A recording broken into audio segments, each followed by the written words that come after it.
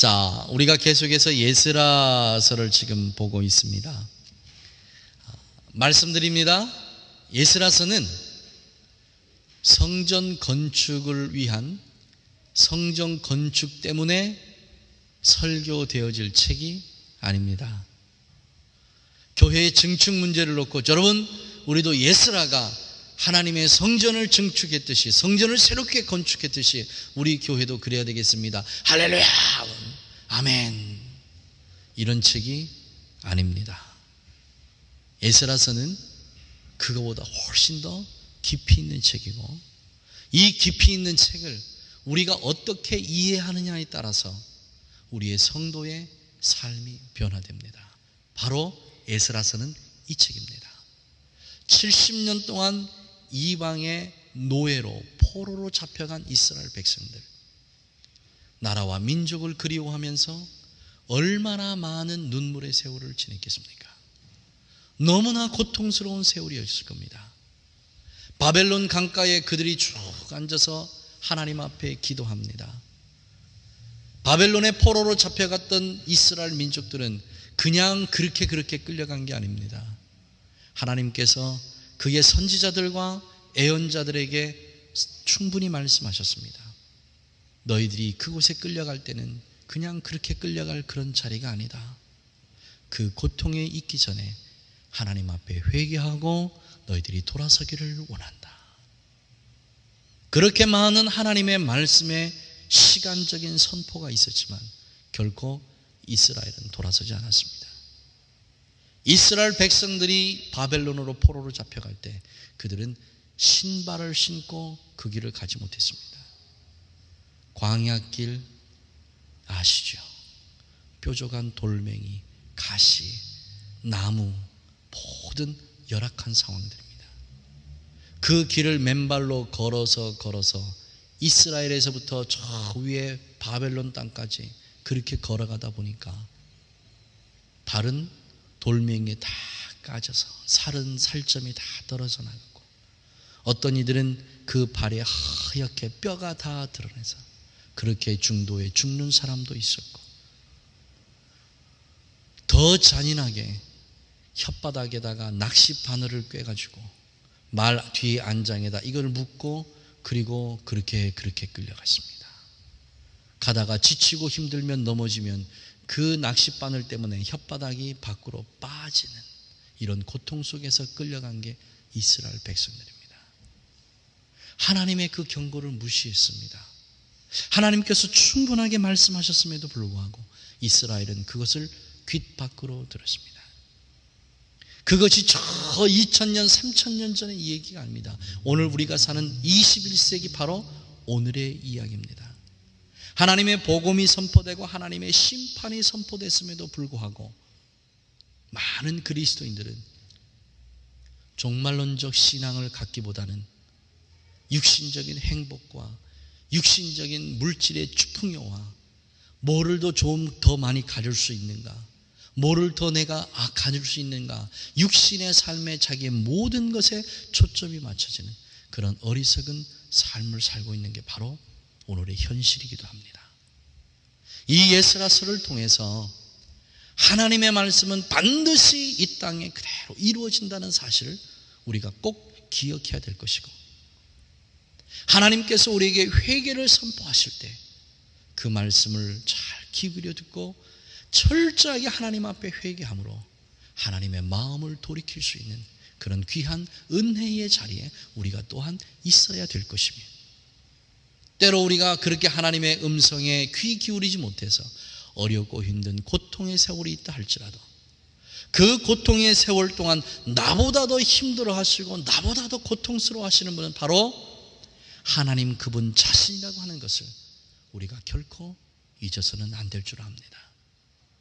우리가 하나님 앞에 마음의 고통으로 신음하고 우리가 하나님을 원망하고 하나님을 시비할 때에 오히려 그 하나님은 우리를 하나님의 은혜로 감싸주시는 분이지, 우리를 질책하시거나 우리에게 너 때문에, 너의 잘못 때문에 라고 그렇게 우리를 질책하시는 분이 아니신 좋으신 사랑의 하나님이신 것을 우리가 에스라서를 통해서 다시 한번 꼭 상기하시기를 주님의 이름으로 간절히 축원합니다. 자, 오늘 말씀 우리 함께 읽겠습니다. 7절부터 읽습니다. 1장입니다. 에스라 1장 7절부터 우리 함께 읽겠습니다. 713페이지입니다. 자, 우리 함께 읽습니다. 고레스 왕이 또 여호와의 전 기명을 꺼내니 옛적에 느부갓네살이 예루살렘에서 옮겨다가 자기 신들의 당에 두었던 것이라. 자, 우리가 열왕기상, 열왕기하, 역대상, 역대하를 쭉 말씀을 들으면서 우리가 이것을 배웠습니다. 고대의 전쟁은 인간들의 전쟁이 아니라고 그랬습니다. 누구의 전쟁이죠? 신들의 전쟁입니다. 이스라엘과 블레셋과 전투를 했습니다. 싸우는 것은 사람들이 싸우지만 이 전쟁의 주관자는 신들입니다. 그래서 이 전쟁에 패했을 때 블레셋이나 이스라엘 백성들이나 그들 마음이 우리가 전쟁에 졌기 때문에 고통스러운 게 아닙니다. 뭐 때문에 고통스러워요? 우리가 섬기는 그 신이 진 겁니다. 우리의 하나님이 그 전쟁에서 패한 겁니다. 이것 때문에 이스라엘이 더 고통스러워하고 더 힘들어했던 것이 바로 이겁니다. 우리의 신이 졌다. 우리가 그동안 의지했던 우리의 신이 이 전쟁에서 다른 신에게 패했는데 왜 우리 신이 졌을까? 자, 이쯤 되면 왜 이스라엘 백성들이 자꾸 다른 신들을 찾았는지 이해가 되시죠? 이스라엘 백성들이 다른 이방의 우상을 선택했던 것은 육체적인 쾌락이 있던 것도 사실입니다. 그러나 다른 또 하나의 단편을 보면 이스라엘이 전쟁에서 늘 백전백승을 했던 것만은 아닙니다. 때로는 졌습니다. 그럼 이스라엘 마음속에 어떤 생각이 드느냐? 하나님보다는 바알이 더 위대한 신이지 않겠나? 하나님보다는 아세라가 더 위대한 신이지 않겠나? 우리는 이런 생각을 할 수 있습니다. 이스라엘이 이런 생각을 할 수 있습니다. 우리도 그런 생각을 충분히 할 수 있습니다.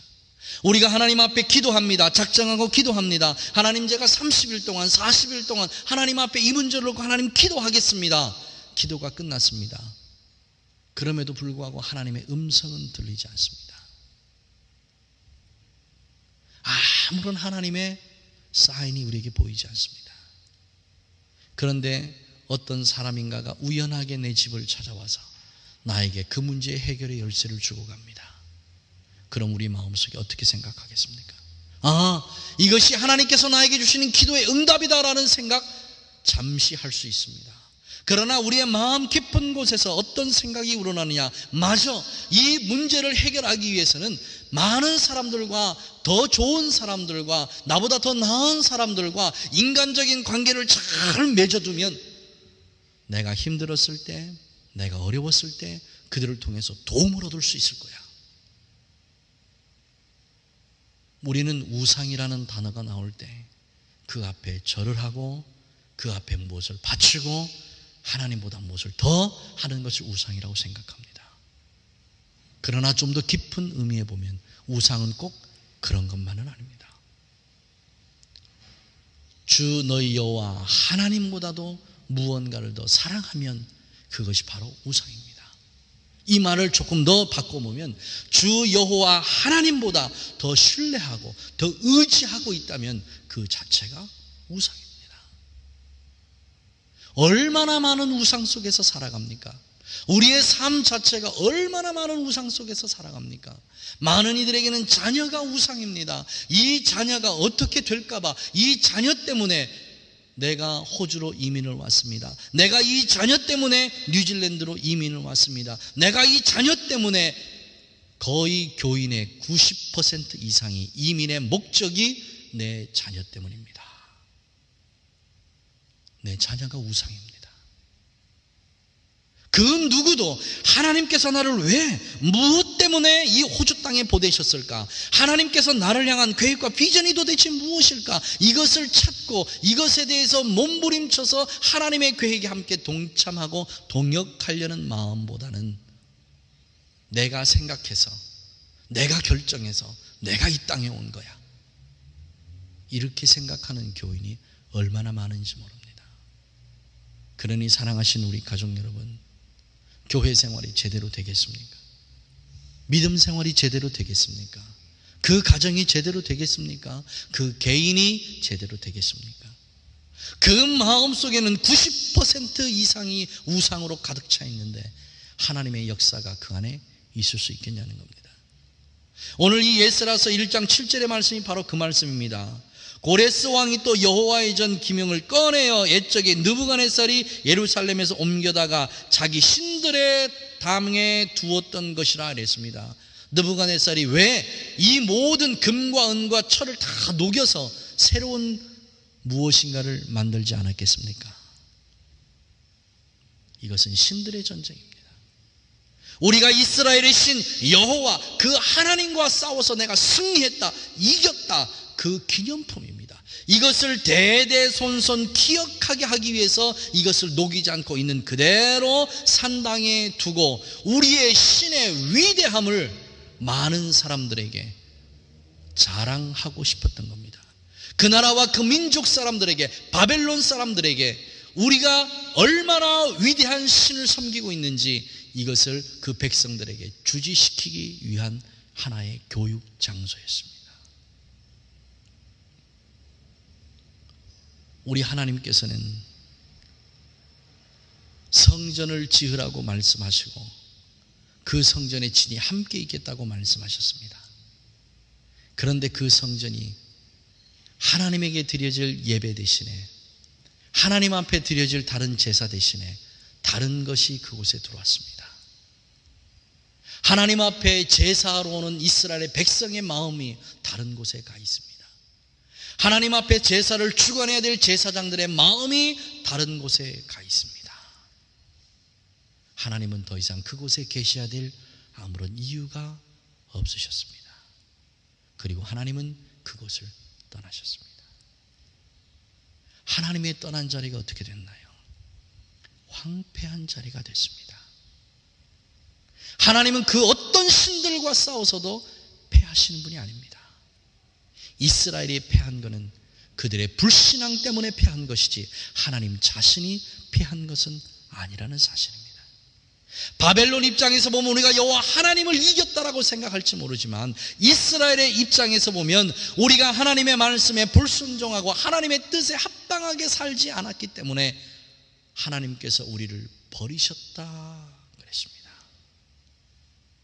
바벨론의 포로로 잡혀간 이스라엘 백성들이 그발 강가에 앉아서 울면서 통곡하면서 하나님 앞에 한 기도가 그 기도입니다. 오 하나님, 하나님, 우리를 이렇게 영원히 버리시겠습니까?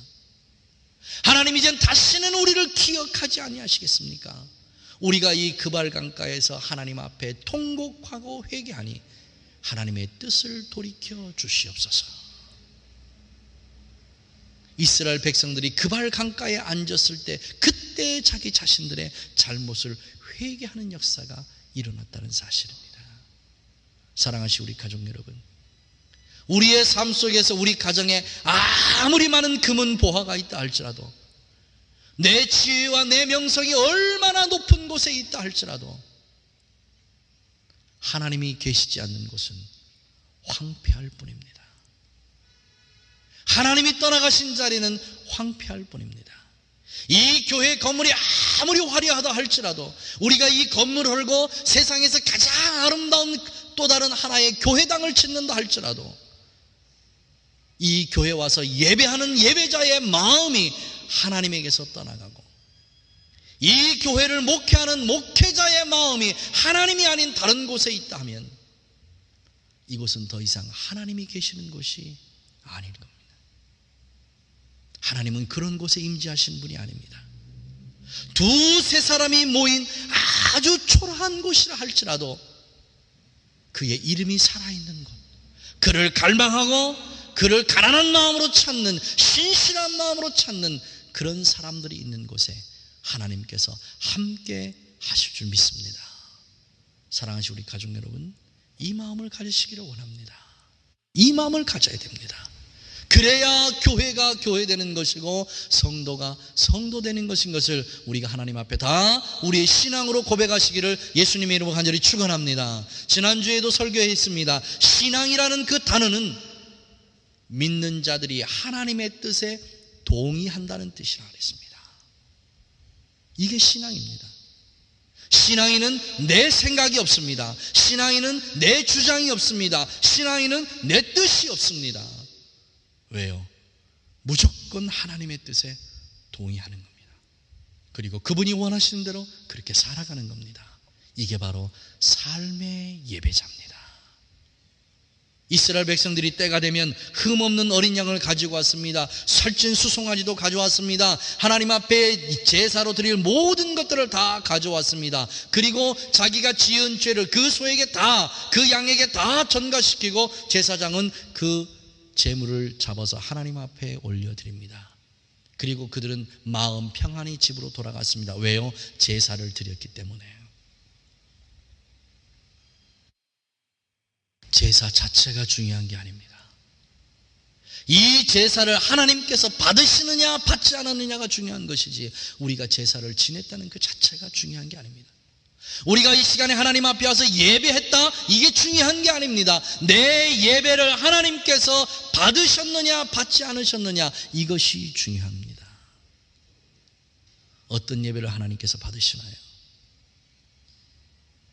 상한 심령으로 예배하지 않은 그 예배자의 예배를 하나님께서 받으시는 줄 믿습니다. 내 죄에 대해서 고민하고 내 죄에서 슬퍼하고 내 죄 때문에 상실된 마음을 가지고 하나님 앞에 와서 하나님, 이 죄를 어떻게 하면 좋겠습니까? 하나님, 어찌하면 좋습니까? 이 상실한 마음을 가지고 하나님 앞에 와서 예배하는 그 예배자들이 하나님께서 진정으로 찾으시는 예배자들 아니겠습니까? 우리 고운 가족들은 이러한 예배자가 되시기를 예수님의 이름으로 간절히 축원합니다.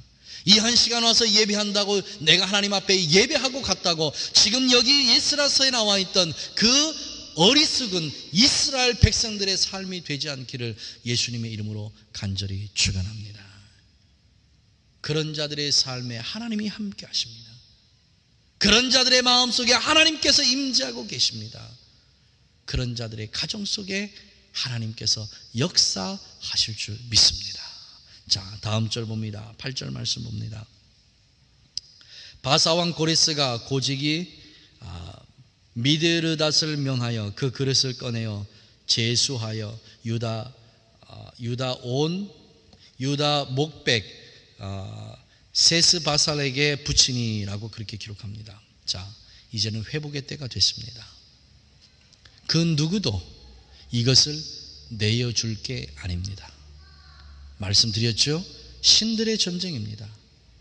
우리 신이 가장 위대하다는 겁니다. 바벨론이 섬기는 바벨론의 그 신이 제일 위대하다는 신입니다. 그 위대한 그 신이 전쟁에서 승리하고 이긴 그 기념품입니다.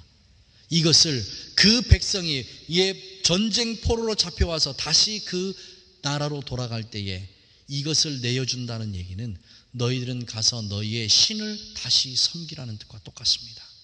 여러분, 이 일이 가능하겠습니까? 불가능한 일입니다. 불가능한 일이에요.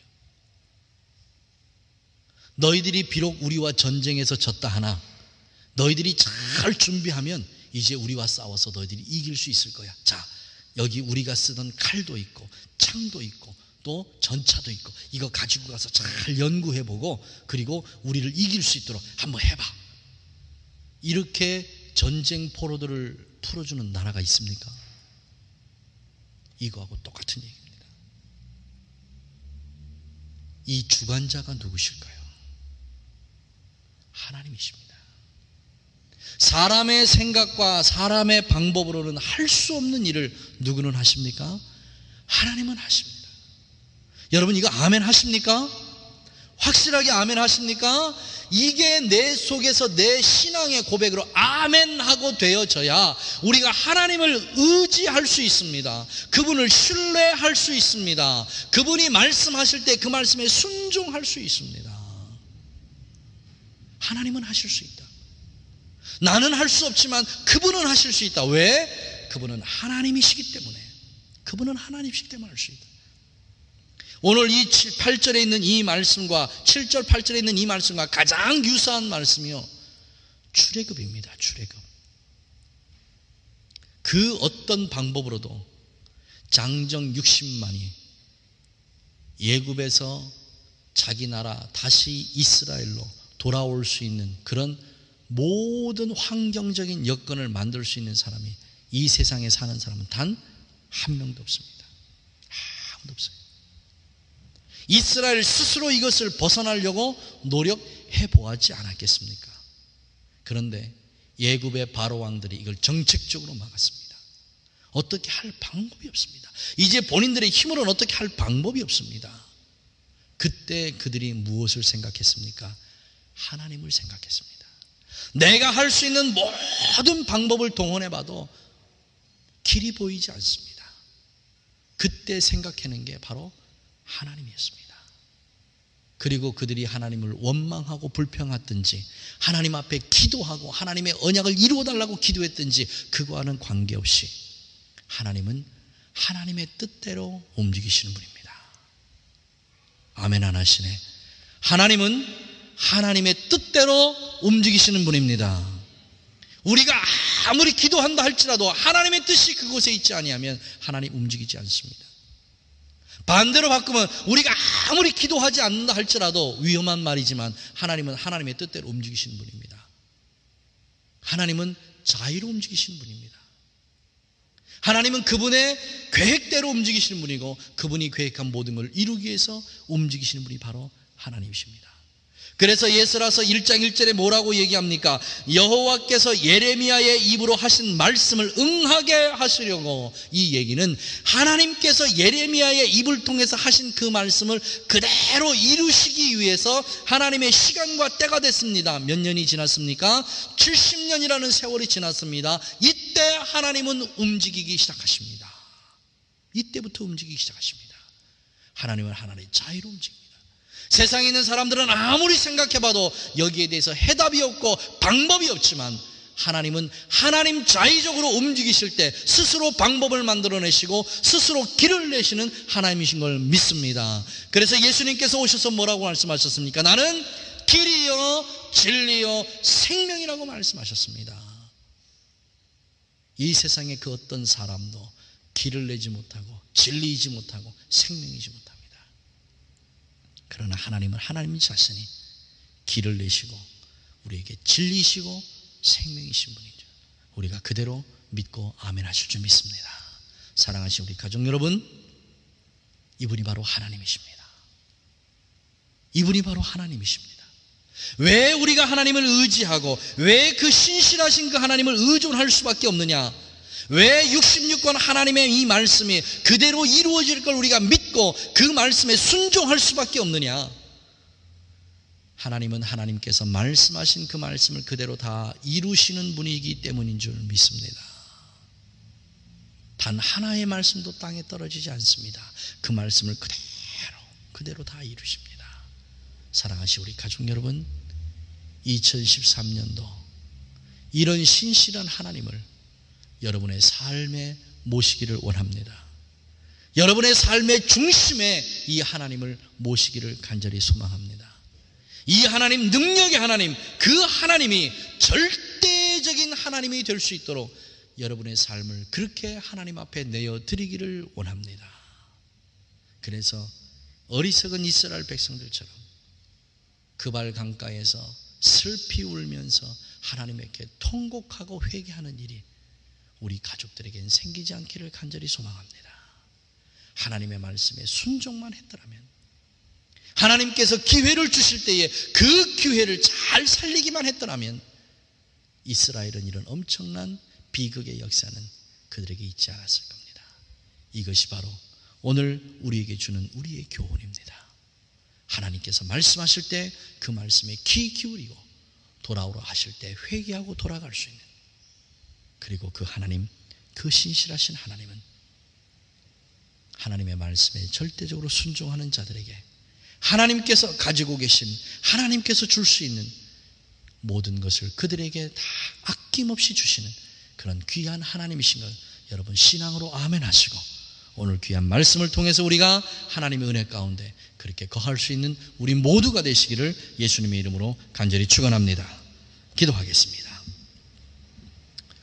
좋으신 우리 아버지 하나님, 오늘도 하나님의 존귀하신 말씀을 통해서 하나님께서는 하나님께서 친히 온 인류의 역사를 주관하시는 주관자이신 것을 다시 한번 저희들이 깨닫게 하심을 감사합니다. 하나님은 하나님의 계획대로 움직이시는 분이시고 하나님께서 뜻하신 대로 온 우주 만물을 그렇게 운행하시는 하나님이신 것을 저희들이 믿고 아멘합니다. 그 하나님께서 우리에게 이 귀한 말씀을 주셨는데 이 말씀을 우리가 또한 순종한다면 하나님께서 준비하신 하늘의 복이 우리에게 임할 것이지만 우리가 이 하나님 앞에 이 말씀에 불순종한다면 이스라엘이 받았던 그 고통이 또한 우리의 삶의 고통이 될 줄 저희들이 알겠사오니 하나님 말씀에 순종하는 자녀들 되게 하시고 역사를 운행하시고 시간을 운행하시는 그 하나님 앞에 우리의 모든 것 다 내어놓고 그 앞에 무릎 꿇는 귀한 순종의 자녀들 되게 하여 주시옵소서. 이 저녁에 이렇게 놓고 하나님 앞에 기도할 때에 우리에게 순종의 마음을 주시옵시고 또한 순종의 은혜가 우리의 삶의 전체가 될 수 있는 귀한 능력이 임하게 하여 주시옵소서. 예수님의 이름으로 축복하고 기도하옵나이다. 아멘.